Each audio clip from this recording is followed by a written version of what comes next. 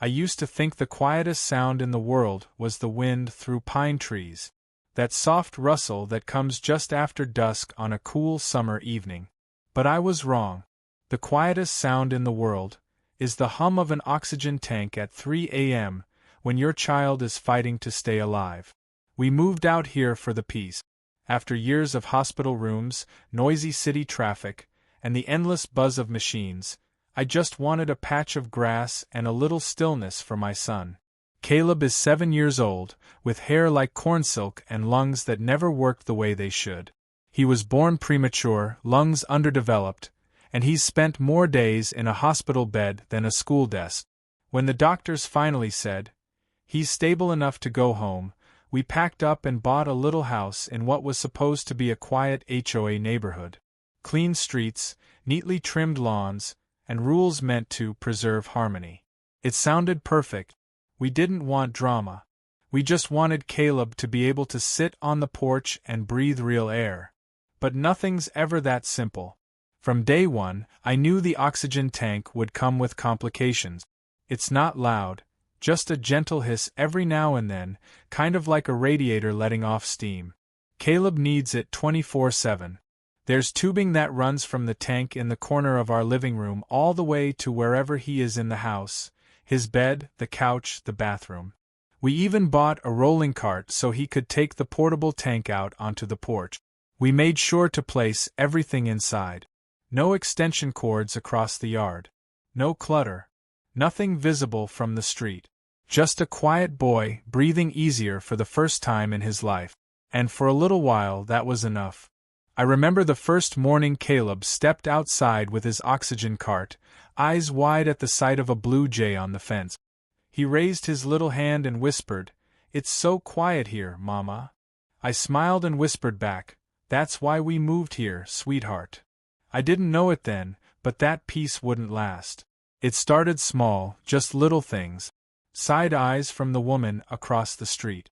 Notes on our mailbox with friendly reminders about HOA noise rules. I brushed it off. We were careful, respectful. Caleb wasn't playing loud music or revving engines.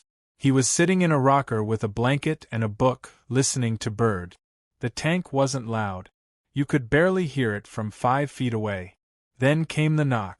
It was a Tuesday afternoon. I was helping Caleb with his drawing when I heard it, 3 sharp raps at the door. I wiped my hands on a towel and opened it. There she was. Blonde bob, oversized sunglasses, and a clipboard clutched tight like a badge of power. "Karen. I'm from the HOA board," she said, without a smile. "I'm here about the noise issue." I blinked. Noise. Yes. There's been a formal complaint. Several, actually. A neighbor reported an ongoing mechanical sound, hissing or pumping, coming from your property. I stared at her, stunned. That would be the oxygen tank. For my son. It helps him breathe. She didn't blink.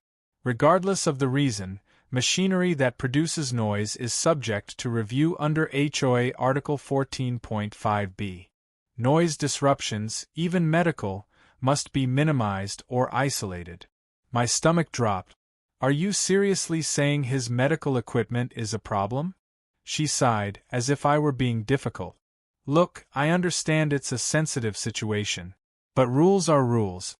Perhaps you could keep the windows shut?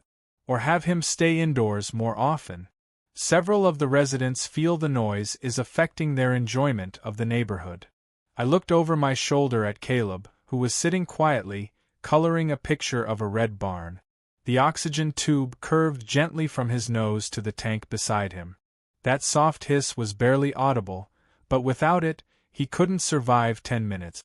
I turned back, jaw clenched. "We've done everything we can to keep it quiet. He's a child. He's sick. He has every right to sit outside and breathe." Karen adjusted her sunglasses. "I'm not saying he doesn't.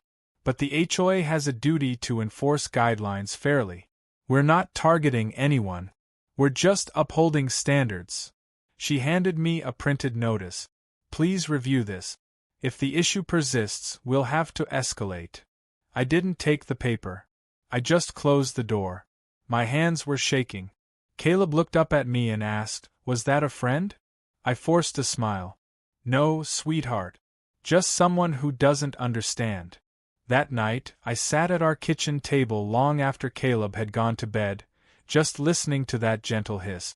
The noise that annoyed her so much. The sound that kept my boy alive. I could feel the tears behind my eyes but didn't let them fall. We'd been through worse. But something about this, being told that my child's breath was a disruption, hit me deeper than I expected. It wasn't just rude.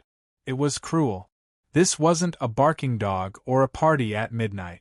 This was the sound of survival. And they wanted it gone. I looked out the window into the quiet street. Porches with wind chimes.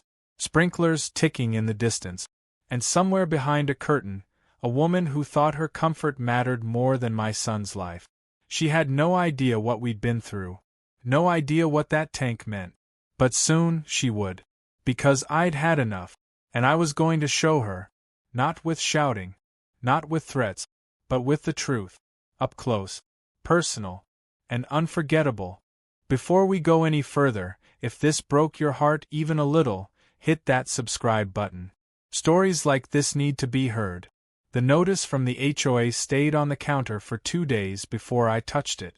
I didn't need to read it, I knew what it would say. Ongoing complaints, community expectations, potential fines. Dressed up words for one thing, they wanted us to shut up and disappear. But what really stuck in my craw wasn't the letter. It was her face. Karen, with her clipboard and faux concerned tone, pretending like she understood. You could tell she'd rehearsed it. Probably stood in front of her mirror that morning practicing her lines, like a suburban dictator in designer flats. Still, I tried to be rational. I spoke to the board president, Mr. Halverson, an older gentleman who once waved to Caleb while mowing his lawn. I hoped he might listen. We're not trying to cause trouble, I explained over the phone. But Caleb needs that tank. There's no other option. He sighed. I understand, truly. But Karen's right.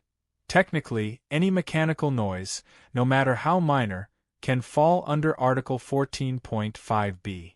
She said we should keep him indoors. A pause. I'll see what I can do, he offered, though his voice already sounded defeated. But you know how persistent she is. Persistent was one word for it. The next incident came a week later. Caleb was outside under the shade of our magnolia tree, painting with watercolors. The little portable tank was humming softly beside him. I was trimming flowers by the porch, keeping an eye on him when I saw Karen again, marching across the street like she owned the pavement. She didn't even acknowledge me. Just strode straight to the edge of our lawn and called out, "That noise is back again. People are trying to enjoy their patios, you know." I stood up, pruning shears still in hand. He's 7. He's painting. And he's literally hooked up to that noise to stay alive. Karen crossed her arms. I'm not trying to be heartless. Then stop acting like it. She blinked, taken aback by my tone. Good. I'd spent too many years being patient. Hospitals teach you to sit still, wait, and nod politely even when you're breaking inside. But not anymore. She glanced at Caleb. There must be quieter models. I nearly laughed. Sure. Quieter models that don't keep him breathing. Karen pulled out her phone. I'm documenting this. Just so you're aware. You'll be hearing from the board again. She turned on her heel and stormed off. Caleb looked up at me with wide, confused eyes. Did I do something wrong? No, baby, I said, swallowing the lump in my throat. You did everything right. That night, Caleb had trouble sleeping. The encounter had clearly shaken him. He kept asking if we were breaking the rules, if the HOA would make him stay inside forever. He already had so few freedoms. Hospital masks, homeschooling, an immune system so fragile that even a cold could land him in the ER. Now they were trying to take away the little he had left. And the worst part? I saw the fear in his eyes. The next morning, a certified letter arrived. HOA citation. Official warning. Escalation threatened if corrective action wasn't taken in 10 days. That was the moment something inside me snapped. They wanted silence? I'd give them a silence they'd never forget. But first, I wanted Karen to see it. Not read about it. Not gossip about it at the next board meeting. See it.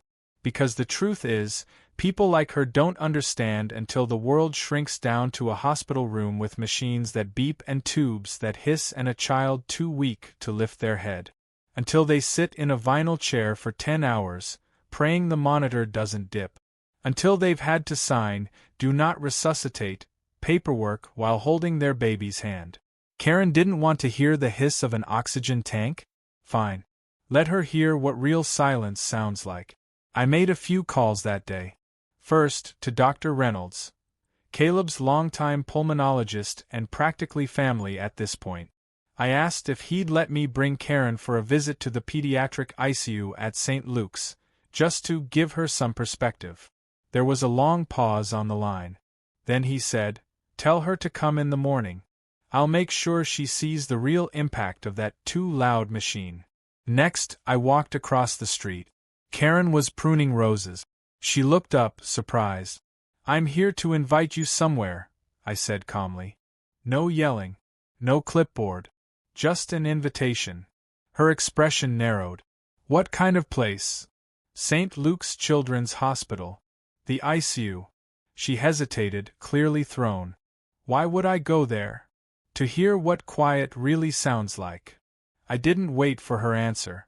Just left a slip of paper with the address and time in her mailbox. To my shock, she actually showed up. The next day, just after 9 a.m., she walked through the automatic doors in her pressed slacks and pearl earrings, clutching that same purse like it might protect her from emotion. Dr. Reynolds greeted us and didn't waste time. We walked past rows of curtained bays and beeping monitors. Past families slumped in chairs, some praying, some asleep.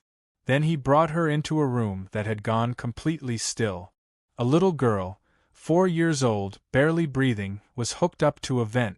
Her oxygen tank was off, but the backup wasn't fast enough. The silence in the room was unbearable. No hissing. Just a stillness that made your chest ache. Karen didn't speak. Her hand rose to her mouth. Her eyes welled. I leaned in and whispered, "That sound you didn't want to hear? That hissing? That's the sound that saves them." We stood there for several minutes before we left. Outside the ICU, she finally spoke. "I didn't know." "No. You didn't. But now you do." She nodded slowly, blinking back tears. "I'm so sorry. Truly. I didn't think." I stopped her gently. "Just don't do it again. Not to us. Not to anyone else." And she didn't. From that day forward, Karen never said another word about the tank. In fact, she started waving at Caleb when she saw him on the porch. Once, she even dropped off a watercolor pad and paints on our doorstep with a note that simply said, "For Caleb. Breathe easy. There are things you never forget when you're raising a chronically ill child." The beep of a pulse oximeter falling too low in the middle of the night. The look in your spouse's eyes when a doctor enters the room slowly. The sound your own breath makes when you realize this might be the hospital stay that changes everything. But what I never expected to haunt me was a neighbor's voice, a woman who'd never even shaken my hand, saying, "If it's that bad, maybe he shouldn't be living in this neighborhood." Those were her exact words. I remember them because they echoed in my ears for days after she said them. It happened the night after her visit to the ICU. I thought that visit had changed her, softened her. She'd seen the reality. She'd cried. She'd left a gift for Caleb. I believed, truly believed, that her heart had turned a corner. But I underestimated how deep entitlement runs in people like Karen. That evening, we were on our front porch. Caleb was coloring a picture of an eagle, his little nose cannula gently resting beneath his nostrils. I sat next to him, sipping sweet tea and soaking in a rare moment of peace. The sky had a warm orange tint, and the cicadas were humming somewhere beyond the hedges. Then she came. No clipboard. No sunglasses. Just Karen, marching across the lawn like she had something righteous to say. "I need to talk to you," she said, ignoring Caleb entirely. I stood up, immediately alert. I thought we were done with this. She frowned. I spoke with some of the board members. They're still concerned about the tank. Not just the sound, but the safety hazard. Tubing on the ground, medical equipment near children. You've got to be kidding me, I cut in. She raised her hand. I'm not trying to argue, but I did some research. If the child's condition is that serious, perhaps a residential neighborhood isn't the safest place for him. There are facilities, places better equipped. I just stared at her. The audacity wasn't even surprising at this point, it was surreal. She had stood in a hospital room with a dying girl and still came back thinking the problem was us. Then she said it. If it's that bad, maybe he shouldn't be living in this neighborhood. There was no hesitation in her tone. No empathy left. Just cold, HOA logic. That polished blend of smug and shallow. It felt like someone had taken a hot iron and pressed it to my chest. I looked at Caleb. He had stopped coloring, eyes flicking between us. He didn't understand everything, but he knew something wasn't right. He could always feel tension in the air, like a barometer for hurt. I stepped forward. You want us gone because my son breathes too loud? You think he doesn't belong here because he doesn't fit your cookie-cutter vision of a quiet little suburb? Karen blinked, caught off guard by the tremble in my voice. I'm just thinking of what's best, for everyone. No. You're thinking of what's convenient for you. I paused, feeling my fists curl. Let me tell you something. Caleb has been in and out of hospitals since the day he was born. We've had to fight for every single breath he takes. You think this neighborhood is perfect? It's just a patch of land with fences and bylaws. But for Caleb? This porch? This tree? This stupid hissing tank? That's freedom. That's joy. That's life. She opened her mouth, but I didn't let her speak. Do you know what the doctors told us the day we brought him home? Silence. They said, take it day by day. Some kids make it, some don't. And you want to talk to me about property values? Karen shifted uncomfortably, folding her arms tight. I didn't mean it like that. You meant it exactly like that.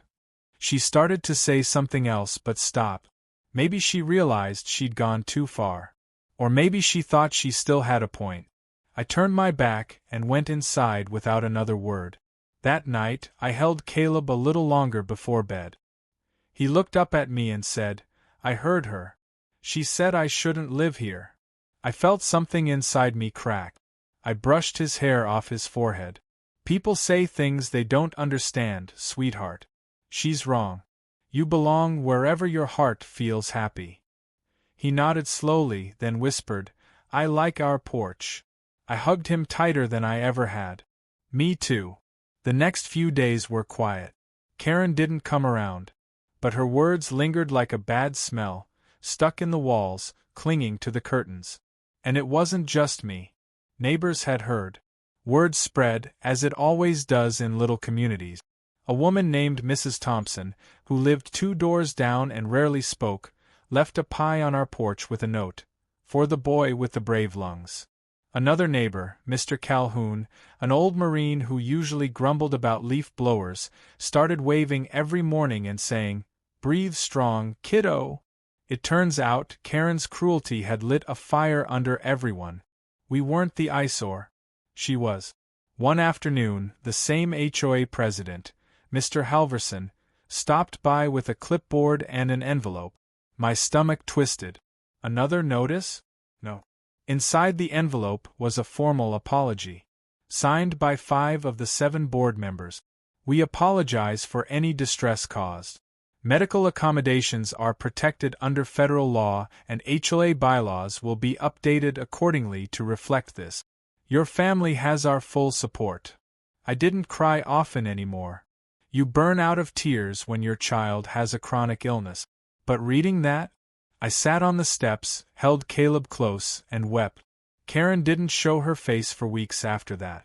When she finally did, it was from a distance, walking her dog with her head down. She didn't wave. She didn't glare. Just walked past like a ghost who used to matter. The oxygen tank kept humming. The wind kept moving through the pines. And Caleb? He kept painting. That week, he drew a picture of our porch, with him and me sitting side by side. There was a little speech bubble coming out of his mouth that said, "I like it here." And that, right there, was worth every fight, every tear, every hiss of that too loud tank. Silence. Real silence. Not the kind HOA people talk about, peaceful mornings, or quiet enjoyment clauses, but the type you only hear in hospital corridors at 3 a.m., when even the nurses are whispering, and the only thing louder than the machines is the weight in your chest. That's the silence I wanted Karen to feel. Not because I wanted to humiliate her. Not even to prove a point. I just wanted her to understand. Because sometimes understanding doesn't come from facts or citations or policy meetings. It comes from standing in a space where every breath is borrowed, where children fight battles they never asked for, and where silence isn't peaceful, it's terrifying. The idea came to me the night after her comment. Maybe he shouldn't be living in this neighborhood. I sat at the edge of Caleb's bed, watching his chest rise and fall under the soft hiss of the oxygen. His room glowed dimly with his nightlight, the one shaped like a little astronaut, floating against a backdrop of painted stars. And for a moment I felt rage and sorrow fighting for space in my chest. This little boy had faced more in 7 years than most people do in 70. And she, some HOA board busybody, had reduced his entire life to a nuisance. It wasn't right. But yelling wouldn't fix anything. And vengeance wouldn't teach her what needed to be felt. Only truth could. So I called Dr. Reynolds. Dr. Reynolds wasn't just Caleb's pulmonologist. He'd been there from the NICU days, through every surgery, every emergency, every sleepless night in plastic hospital chairs. He was the kind of doctor who remembered birthdays and never sugar-coated anything. A rare mix of heart and bluntness. I asked him, "Is there a way I can show someone what this really looks like, what it's like when the air disappears?" He paused, then said, "Come in Thursday morning. I'll walk her through the ICU myself."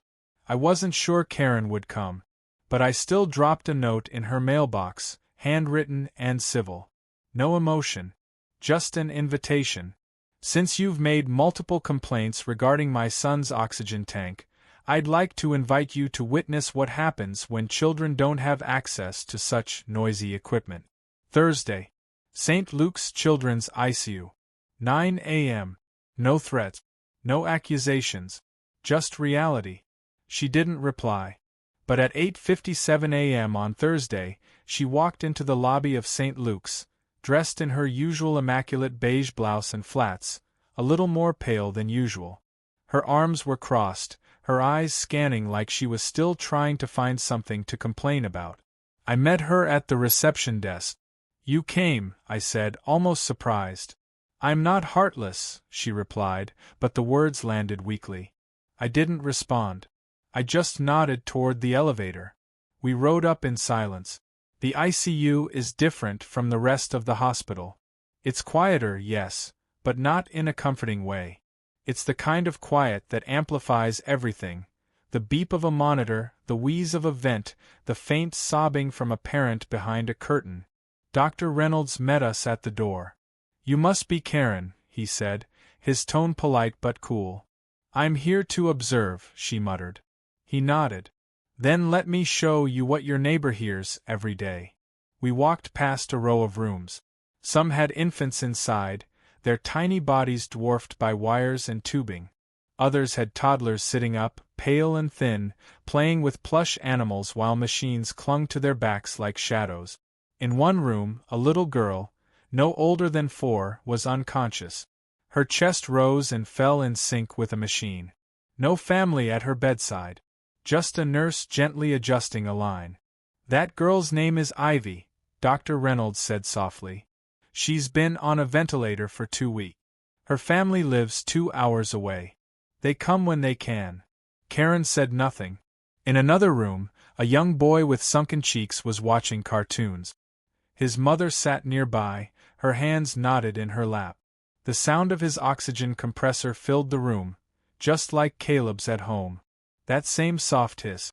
That noise, Reynolds pointed, is what keeps his lungs inflated. Without it, he's done in 2 minutes. Karen flinched. I didn't realize it was that critical. He turned to her. It always is. Every child here depends on something noisy, bulky, or inconvenient to survive. Would you call any of them a nuisance? She looked at her feet. But he wasn't finished. He led us into the final room, smaller, darker. The oxygen machine had stopped. A red light blinked steadily. The bed was empty, stripped of sheets, just a folded blanket and a teddy bear. This room belonged to a boy named Elijah, he said, voice thickening. He passed 2 days ago. His compressor failed during a power outage. The backup tank wasn't enough. Karen's hand flew to her mouth. I want you to understand something, I said, finally breaking my silence. That hiss you hear at our house? That's not a noise. That's a lifeline. And we're lucky to still have it. Karen was crying now, quietly, her arms wrapped around herself like they might hold her together. I didn't know, she whispered. I really didn't. I know, I replied. But now you do. We didn't talk much on the way back. She offered to call a cab, but I insisted on driving her home. The car ride was heavy. Neither of us wanted to be the first to speak. When we pulled into her driveway, she looked at me with red-rimmed eyes. I've been so blind, she said, her voice shaking. I was thinking about noise, about rules, not people. Not children. I just nodded. I can't undo what I said, but, she paused, voice cracking. Is there anything I can do now? I considered it, then said, tell the truth. Tell the others on your board what you saw, what you felt. Make them understand what breathing costs. She nodded slowly, like someone still learning to walk.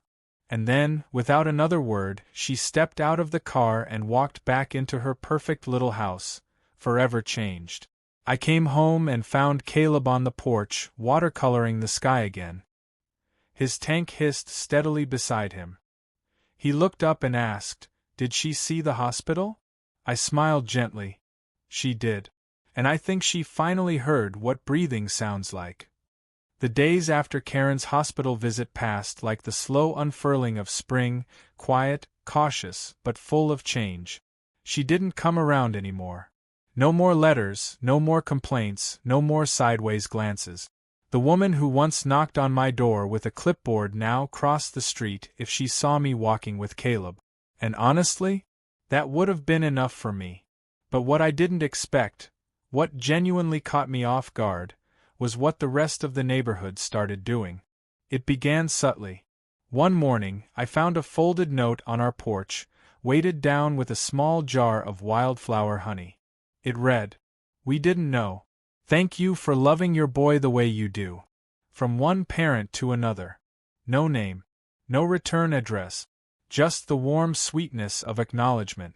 Then came the chalk drawings. Caleb was out front one afternoon, using sidewalk chalk to doodle stars and birds on the driveway.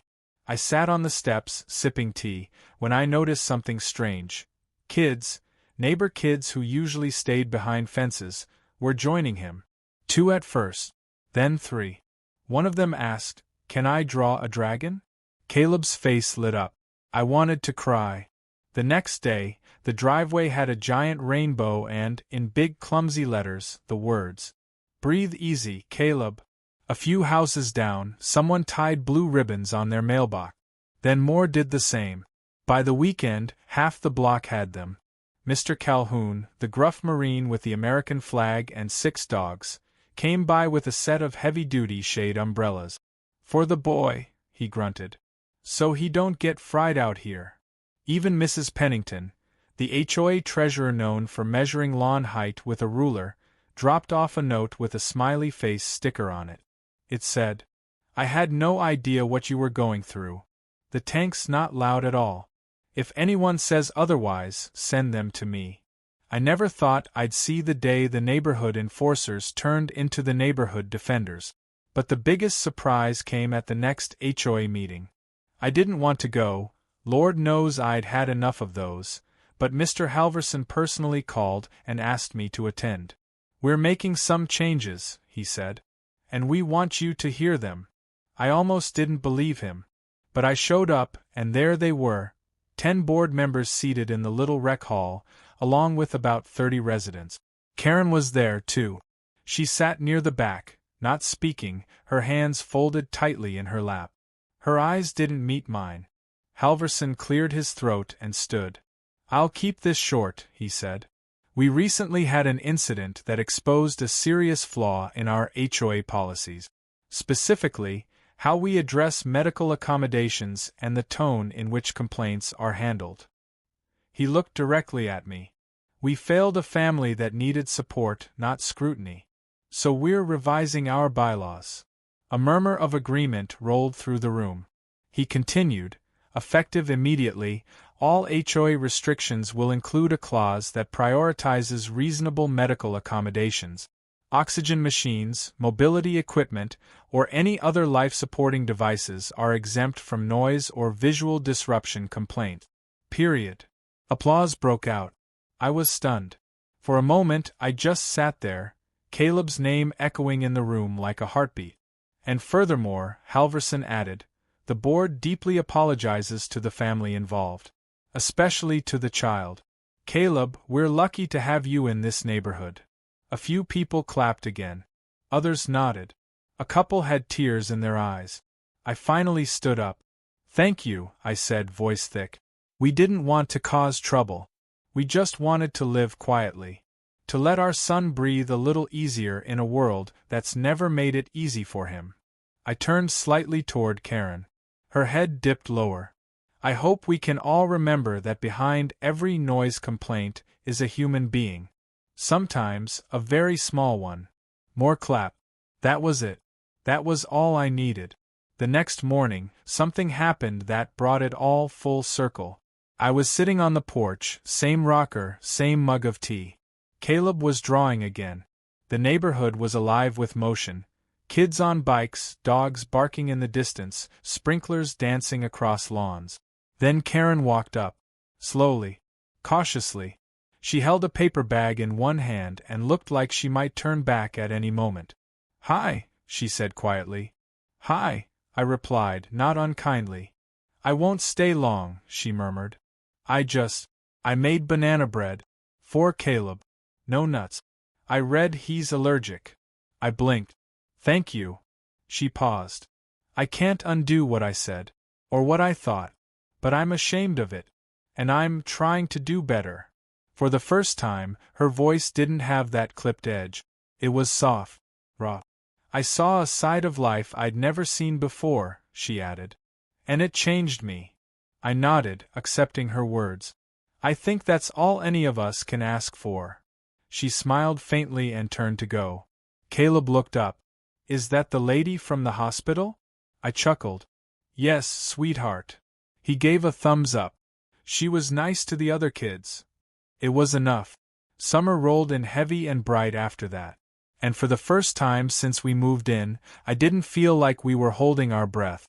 We were part of something. Not just residents. Not just tolerated. But seen. Our front porch became a little landmark. Neighbors started calling it Caleb's Corner. Kids would drop by with drawings.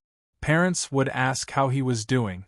Someone even left a sign one morning, painted by hand. "Quiet doesn't mean silent, let them breathe." And Caleb? He started getting stronger. His lungs were still fragile, but the worry in his eyes had faded. He smiled more. Laughed more. Painted a lot more. He even painted a picture of the ICU. When I asked why, he said, "So people don't forget what quiet really sounds like."